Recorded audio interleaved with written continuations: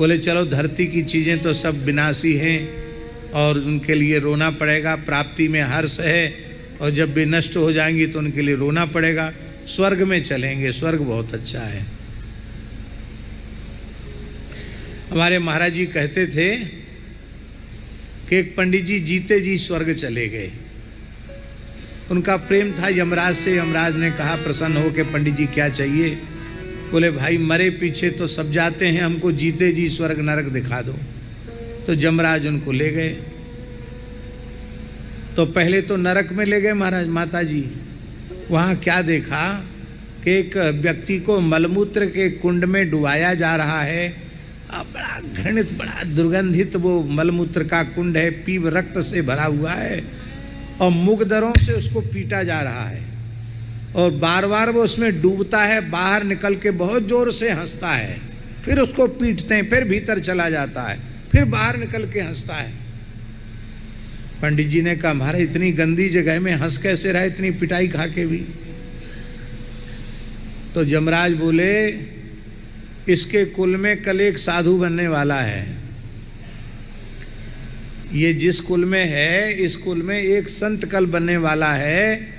घर द्वार परिवार संसार छोड़कर राम जी की शरण हो जाएगा, जीवन भर भजन करने का निश्चय करने वाला है। तो उस व्यक्ति के, उस साधु के पुण्य से इसका नरक कुंड से उद्धार हो जाएगा, ये वैकुंठ चला जाएगा। इसलिए हंस रहा है कि 1000 साल से हमको पटक पटक के तुम पटक रहे हो, डुबा रहे हो, पीट रहे हो, और पीट लो कोई बात नहीं, थोड़ी देर में हमारे लिए विमान आने वाला है।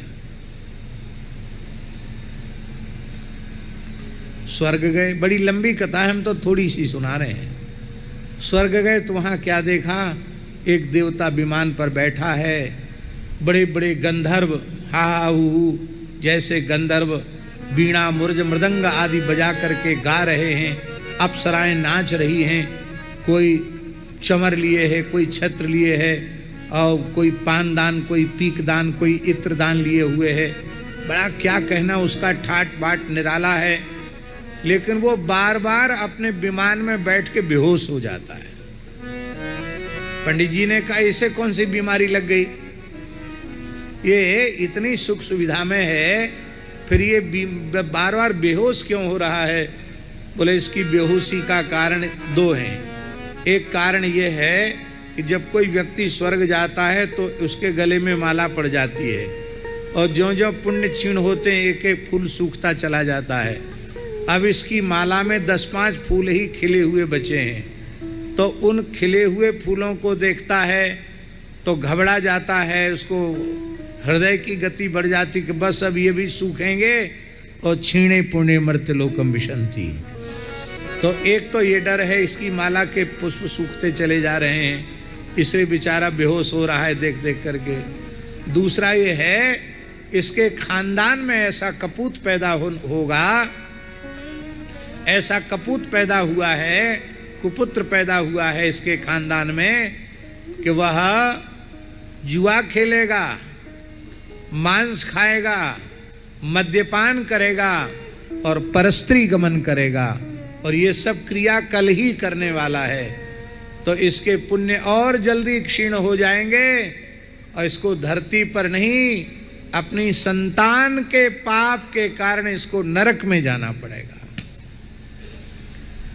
इस कथा से माता जी एक संकेत मिलता है कि हमारे अच्छे बुरे कर्मों का परिणाम, अपने किया हुआ परिणाम पूर्वजों को भी भोगना पड़ता है। इसलिए हम कभी कोई ऐसा कर्म न करें उसका परिणाम हमारे परलोकस्थ पितरों को भोगना पड़े, उनको भोगना पड़ेगा तो वे शाप अवश्य देंगे। आप लोग कहेंगे भाई को न काहू सुख दुख कर दाता, निज कृत कर्म भोग सब भ्राता। फिर उस बेचारे परलोकस्थ प्राणी को अपने परिवार के किए हुए अच्छे बुरे का फल भला उसे क्यों भोगना पड़े, ये कहाँ का न्याय है? महाराज जी उसको इसलिए भोगना पड़ता है क्योंकि उसकी अपने परिवार में आसक्ति बनी हुई है। यदि वह आसक्ति के बंधन को काट डाले, माता जी आसक्ति के बंधन को काट डाले, तो फिर कोई अच्छो करे चाहे बुरा करे, उसका उसके साथ है। उस मुक्तात्मा के ऊपर न किसी के शुभ का प्रभाव पड़ता है न किसी के अशुभ का प्रभाव पड़ता है। इसलिए सबसे अच्छी बात है जीते जी जीवन में यह अवस्था आ जाए कि हम किसी के नहीं और हमारा कोई नहीं, हम तो हमारे राम जी के और राम जी हमारे हैं। हम केवल और केवल भगवान के हैं और केवल भगवान ही मेरे हैं। ये भाव भीतर से पक्का हो जाए, सुदृढ़ हो जाए।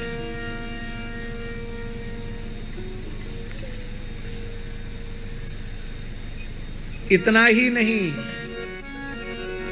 गुरु लोग बड़े प्रसन्न होते हैं, हमारे इतने चेले हो गए। चेलों का किया हुआ भी गुरु को भोगना पड़ता है। हाँ, लिखा है। अपने मन से हम एक बात भी नहीं बोलते हैं। स्कंद पुराण में भगवान व्यास कह रहे हैं, किसी को लिखना हो तो श्लोक लिख सकता है। स्कंद पुराण का श्लोक है, अमात्य दोषम राजानम जाया दोषम पतिं तथा तथा शिष्य कृतं दोषम गुरुं प्राप्नोत्य संशयम्। मंत्री का किया हुआ पाप राजा को भी भोगना पड़ेगा। मंत्री को तो भोगना पड़ेगा, राजा को भी भोगना पड़ेगा। उसने भ्रष्ट व्यक्ति को, अयोग्य व्यक्ति को मंत्री क्यों बनाया? राजा की जिम्मेवारी यह है कि वह योग्यतम व्यक्ति का सचिव के रूप में, मंत्री के रूप में चयन करे। उसने अयोग्य व्यक्ति को चुना है तो यह दोष राजा को भी भोगना पड़ेगा। पत्नी के किए हुए पाप को पति को भोगना पड़ेगा, क्योंकि पति का धर्म है पातीति पति। पा धातु पालन और रक्षण दोनों के अर्थ में है।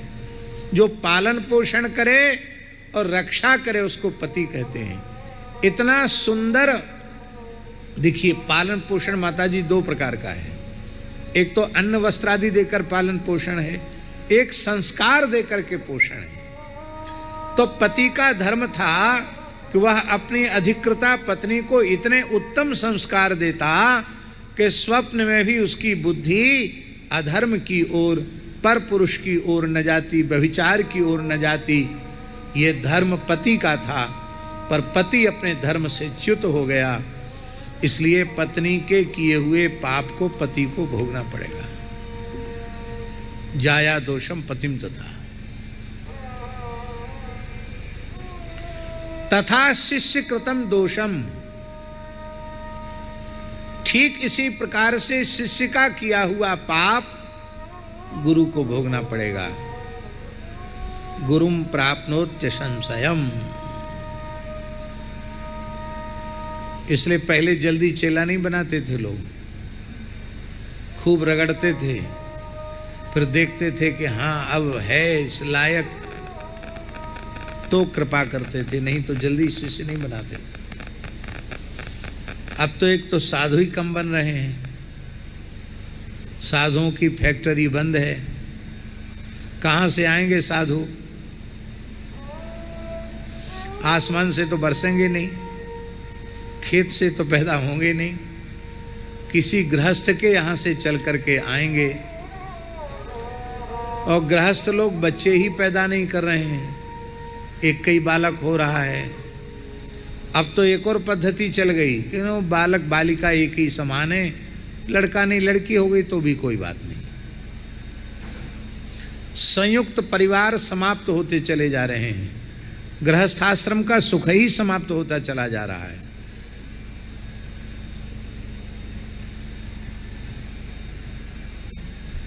एक ही बेटा बेटी पैदा करेंगे और पढ़ने लिखने के लिए विदेश भेज देंगे, वहीं उनकी नौकरी लग जाएगी, वहीं अपने मनमाने तरीके से ब्याह कर लेंगे।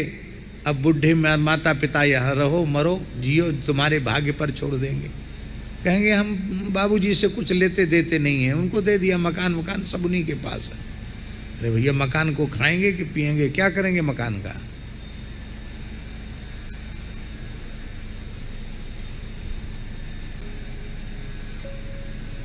कम से कम 3-4 पुत्र होना चाहिए, एक साधु बन जाए, एक सेना में चला जाए, 1-2 घर में सेवा करने में माता पिता की सेवा करें, इतना तो कम से कम होना चाहिए।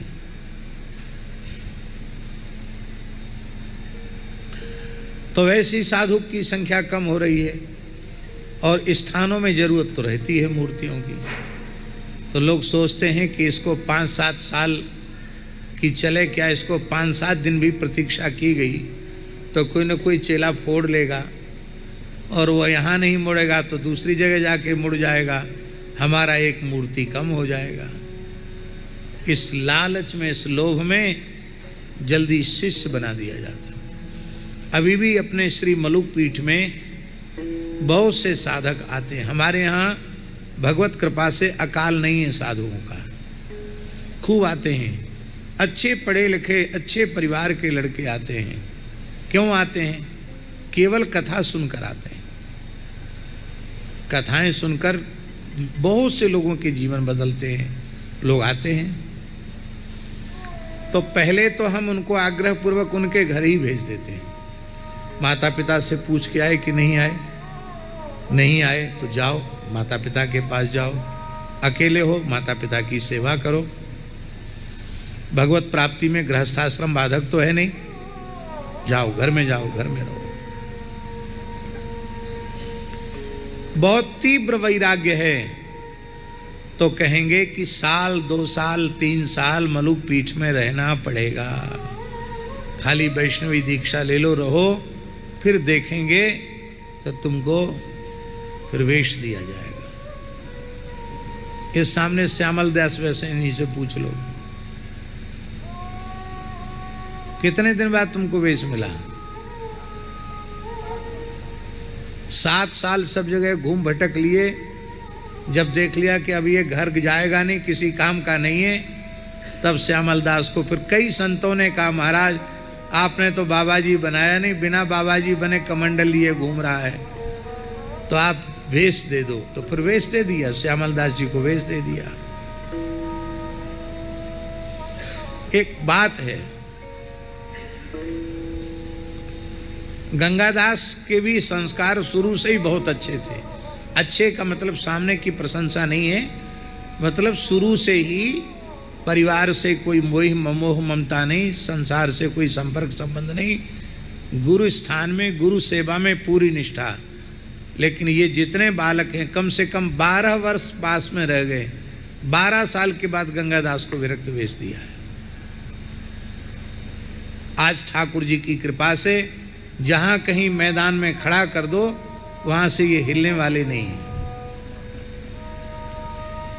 जो सेवा सौंप दो उस सेवा को पूरे तन मन प्राण की शक्ति लगा करके करते हैं। ये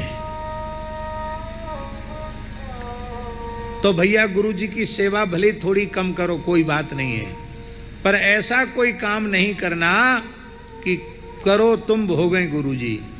तथा शिष्य कृतम दोषम गुरुम प्राप्नोत्य संशयम।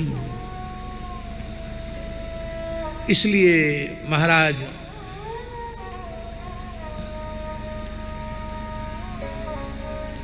ये किस बात पर आ गई ये बात?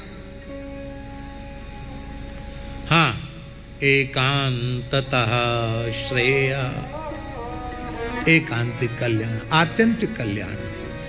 और आत्यंतिक कल्याण यही है, शरीर संसार के संबंध का सर्वथा विच्छेद करते हुए भगवत शरणापन्न होकर अपना शेष जीवन केवल भगवत भजन में लगा देना, इसी का नाम है आत्यंतिक कल्याण।